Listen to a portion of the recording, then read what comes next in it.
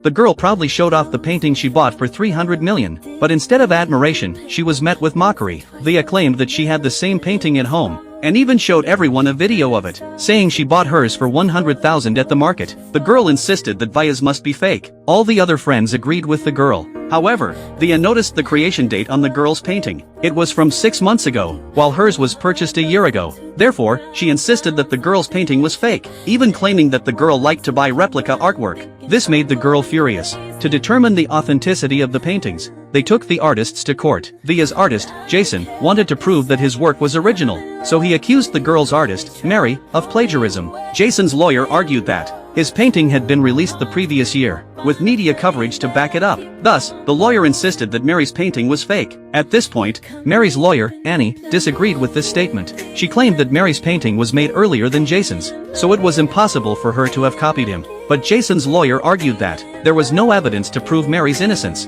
Although the girl who bought the painting was a witness, her testimony lacked credibility. Annie knew she had to find other evidence. With no other option, she requested a recess. Later, Mary's mother revealed a secret. It turned out that Mary had an intellectual disability. Though she was 21 years old, her cognitive abilities were more like that of a child. When Mary was born, her mother didn't want her to be ridiculed, so she didn't register her as disabled. When the court reconvened, Jason's lawyer wanted to know how Mary painted, so he asked the judge for permission. The judge immediately agreed. She asked Mary how she painted, but Mary said she only learned in children's classes, and that painting was just a hobby. Then Jason's lawyer began to cross-examine Mary, which left Annie feeling helpless. She didn't know how to prove Mary's innocence anymore. Watching herself about to lose the case, Annie requested another recess. Her colleagues urged her to have Mary admit to the plagiarism, but Annie refused. Later, during a conversation with Mary, Annie learned the secret behind the painting. At the last court session, she used a flashlight to shine on the painting. She discovered a reflected human face,